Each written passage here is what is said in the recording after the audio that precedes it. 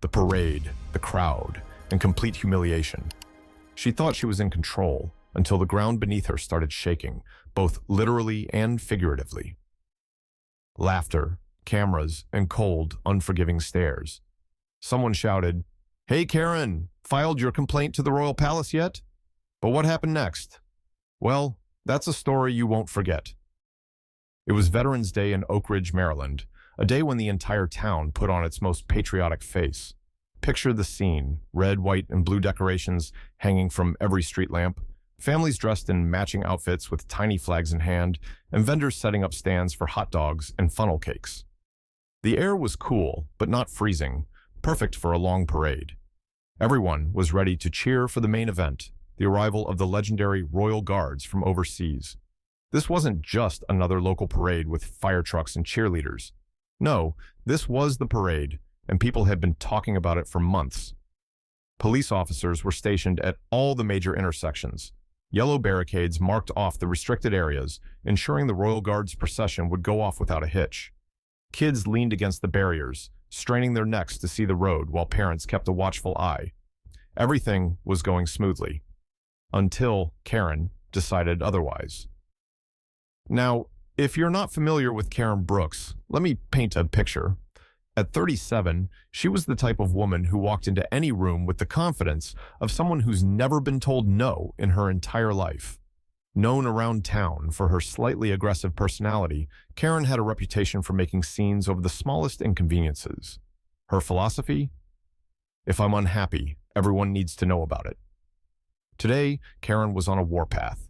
She strutted through the crowd in a blinding hot pink blazer that clashed with her pale skin. Her short, angular haircut was as sharp as her tongue, and she wore a permanent expression of mild disgust, like the whole world was a bad joke at her expense. It didn't take long for her to stir up trouble. Her first target? A group of volunteers handing out free coffee to parade-goers. "Excuse me," Karen snapped, marching up to the stand. "Why is the coffee lukewarm? Do you think veterans deserve this?" The poor volunteer, a teenager who clearly regretted his life choices in that moment, stammered an apology. Karen rolled her eyes and waved him off like he was beneath her notice. "Oh, whatever. Just get your act together," she huffed before stalking away. She moved through the crowd, scanning for her next opportunity to assert dominance. That's when she spotted the barricade. A group of people stood quietly behind it, chatting and enjoying the morning. But to Karen, that barrier wasn't just a minor inconvenience. It was an insult. She narrowed her eyes and approached the nearest police officer. "Why is this road blocked off?" she demanded, her voice dripping with entitlement. The officer, a young man in his late 20s, gave her a polite but firm smile. "Good morning, ma'am. This area is restricted for the Royal Guards procession. We'll reopen it as soon as the parade passes through." Karen blinked, momentarily stunned that someone had dared to tell her no. "Excuse me? Do you even know who I am? I pay taxes. I have every right to be here." "I understand, ma'am, but these are safety protocols," the officer explained patiently. "We can't let anyone pass the barricade until the procession is complete." Karen crossed her arms and tilted her head, giving him a condescending glare. "Safety protocols? Oh, please. I'm not a child. I'm perfectly capable of standing on the street without causing a scene." The officer remained calm. "I'm sorry, but I can't make any exceptions." That was it. Karen's face twisted in fury. She wasn't going to stand there and be treated like some common parade goer. She glanced around and noticed that people were watching. Perfect. If she couldn't talk her way through, she'd just have to make a statement. Without warning, she climbed over the barricade. The crowd gasped. "Is she serious right now?" someone whispered. "She's about to get herself arrested," a man muttered under his breath. Karen ignored the murmurs and strutted into the middle of the road. She turned to face the crowd, spreading her arms like she was the grand marshal of the parade. For a moment, she soaked in the attention, savoring the way all eyes were on her. This was her moment. Finally, someone is paying attention. But then the ground beneath her feet began to vibrate. At the far end of the street, the Royal Guards had arrived. They marched in perfect formation, their black uniforms gleaming in the sunlight.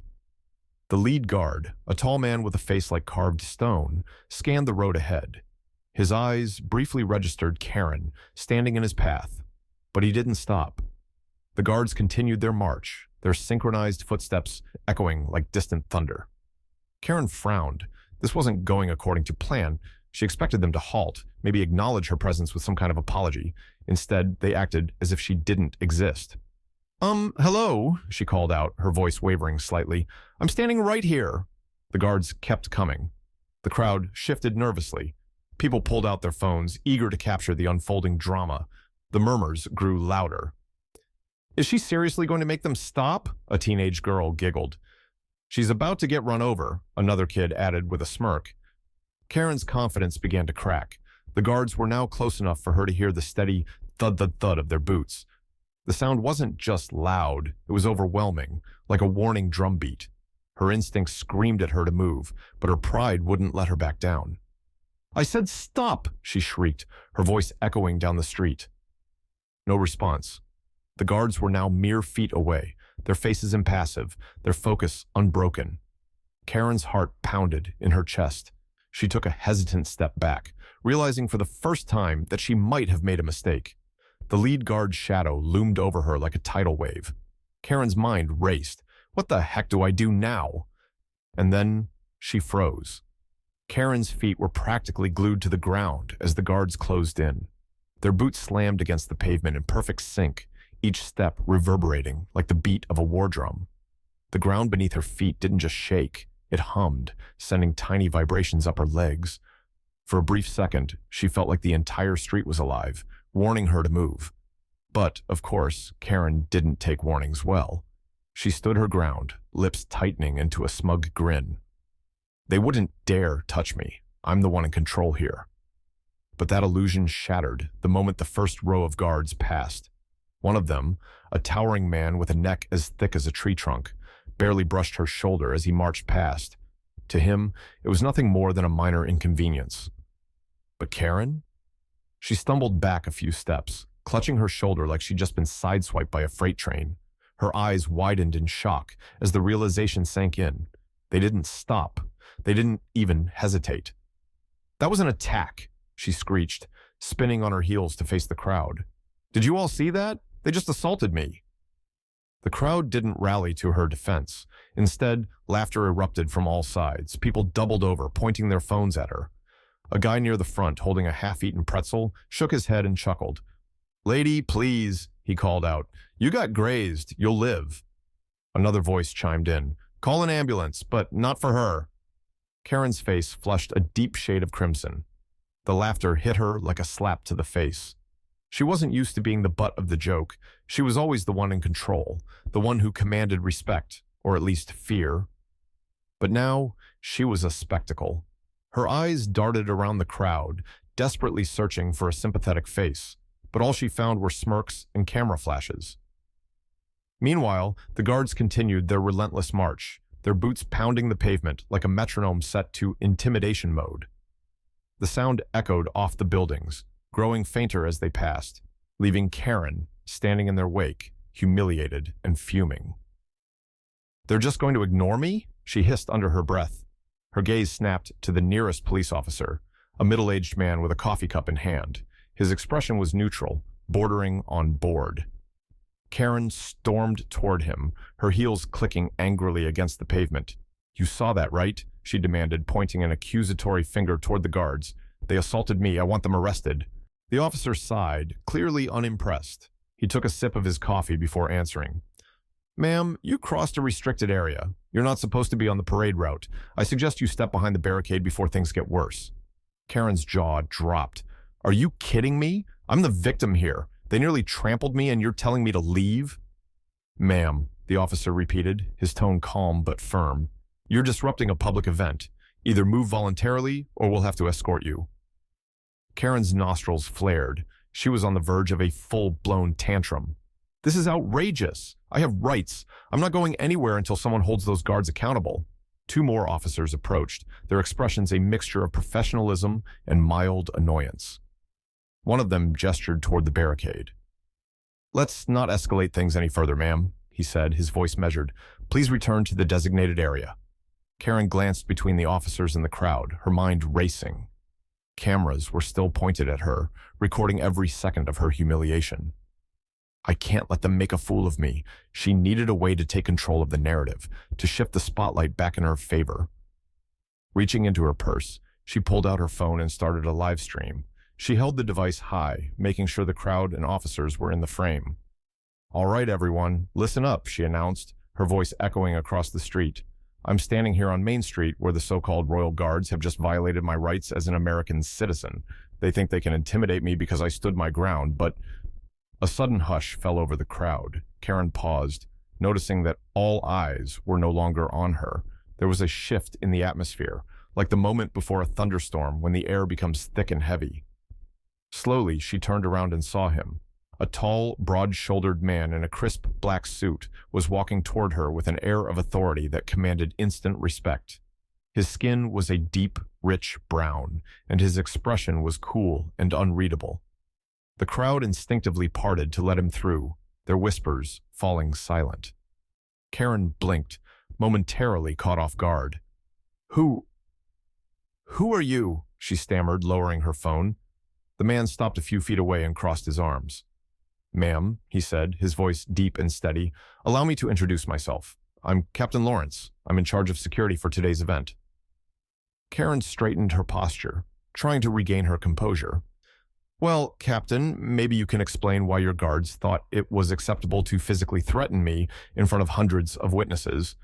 Captain Lawrence's eyes didn't so much as flicker.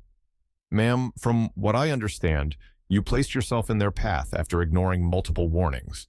You created a potentially dangerous situation for both yourself and the guards." Karen's mouth opened and closed like a fish out of water. She wasn't used to being challenged like this. "Excuse me? Are you seriously blaming me for this? I was just trying to assert my rights." The captain tilted his head slightly, his gaze piercing. "Ma'am, perhaps you should take a moment to listen to what the crowd thinks about your rights." He gestured toward the onlookers, many of whom were whispering and shaking their heads. Karen's stomach twisted. The public wasn't on her side. In fact, they were openly mocking her. Her pride fought against the reality closing in around her. "I don't care what these people think," she declared. "I know my rights, and I'm not going to be silenced." Captain Lawrence sighed softly, as if he'd seen this kind of behavior one too many times. "Ma'am, this is your final warning. Please step behind the barricade and allow the parade to continue peacefully. Otherwise, we'll have no choice but to escort you out." Karen froze. Cameras were still rolling. Every decision she made now would be immortalized online. Her mind raced, desperately searching for a way out that didn't end in complete and utter humiliation. But for the first time in a long while, Karen Brooks didn't have the upper hand. The crowd watched in anticipation, waiting to see what she would do next. Karen stood frozen in the middle of the street, her mind spinning as the situation rapidly spiraled out of control. It wasn't supposed to be like this. She had envisioned herself as the center of admiration, maybe even receiving a few supportive claps for her courage to stand her ground. Instead, she was surrounded by a symphony of laughter and snide remarks. Phones captured every second of her unraveling, and the weight of 100 eyes bore down on her like a spotlight she desperately wanted to escape. But Karen Brooks didn't back down. At least, not yet. She squared her shoulders and tried to hold on to the last shred of authority she had left. Her voice wavered, but she forced herself to speak. "I demand respect," she yelled, raising her voice above the crowd's noise. "I have every right to be here." The response was immediate and brutal. "Yeah, and we've got every right to laugh," someone shot back, earning cheers from nearby onlookers. Another voice added, "Someone call the Academy. This performance deserves an award." Karen felt her face grow hotter. She could practically feel the blood rushing to her cheeks. The humiliation was overwhelming, like standing naked in front of a live audience with no escape route. She blinked rapidly, trying to clear the tears that threatened to form. Don't cry. Not here. Not now. Meanwhile, Captain Lawrence watched the scene unfold with a stoic expression. He gave a subtle nod to one of his security aides, who promptly stepped forward with a megaphone in hand. "Attention!" the aide's voice boomed, silencing the crowd momentarily. "Per the safety regulations of this event, any individual obstructing the parade route will face a fine and immediate removal from the premises." The message was crystal clear, but the crowd didn't stay quiet for long. Maybe give her a fine and a participation trophy, someone yelled, reigniting the laughter. Karen's stomach churned as she clenched her fists tighter. This wasn't just public embarrassment, it was public execution by ridicule. The comments kept coming, each one chipping away at her self-esteem. Every laugh, every camera flash, felt like a stab to the ego. She needed support. She needed someone, anyone, to back her up. Her eyes scanned the crowd frantically, hoping to find a sympathetic face. But all she saw were smirks and phones held high, capturing every humiliating moment for the world to see. Karen's phone buzzed in her purse. Her live stream was still going, and curious onlookers flooded the comments section, but they weren't on her side either. Another Karen episode? Don't mind if I do? She really thought she could block the guards like she owns the street. Popcorn, anyone? This is better than Netflix. One particularly brutal comment caught her eye. She's about to be meme material for the rest of the year. Her throat tightened. This wasn't the reaction she had anticipated.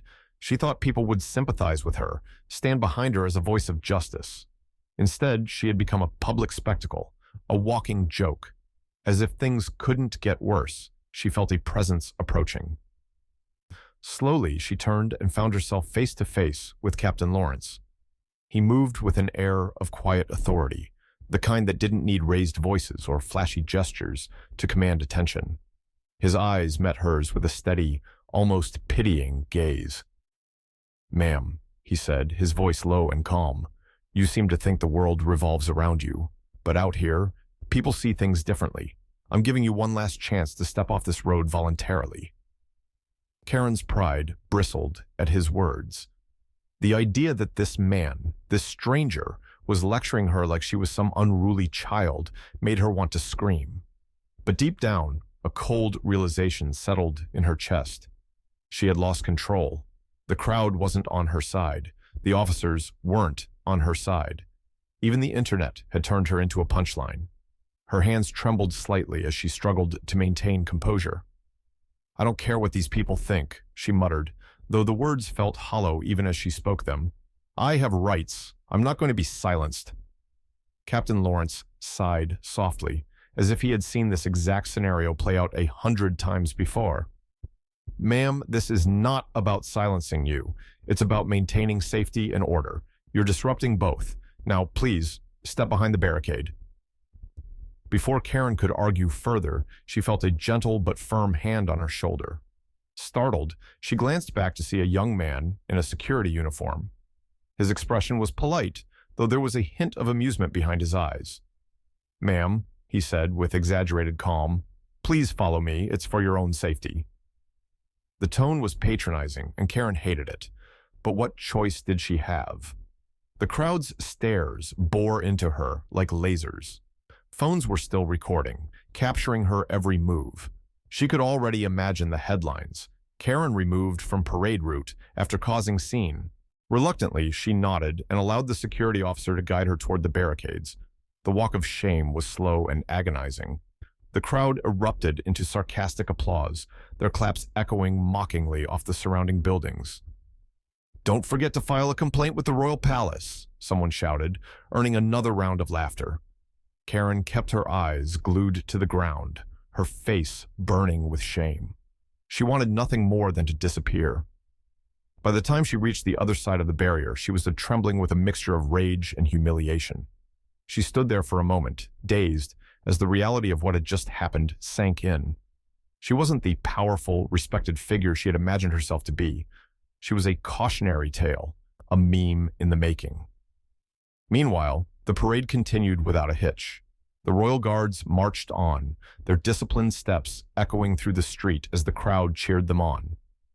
Captain Lawrence cast a final glance at Karen, who now stood at the edge of the road like a shadow of her former self. A faint smirk tugged at the corner of his mouth before he turned his attention back to the event. For people like her, sometimes the best lesson was realizing that the world didn't revolve around them. Karen didn't stick around to watch the rest of the parade. She slipped away quietly, blending into the crowd as best she could, but the damage was done. By the time she made it home, the internet was already buzzing with clips and memes of her public meltdown. Over the next few days, Karen became infamous. her face appeared in news articles, social media posts, and video compilations. The hashtags #ParadeKaren and #RoyalFail trended for days. Karen couldn't leave her house without fearing the judgmental stares and whispers of strangers.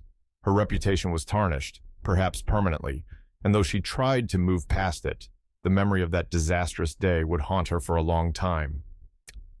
Sometimes, the hardest lesson is learning that the world doesn't cater to your ego, especially when everyone's watching.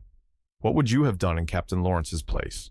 Would you have handled the situation differently, or do you think he nailed it with his calm but firm approach? Share your thoughts in the comments.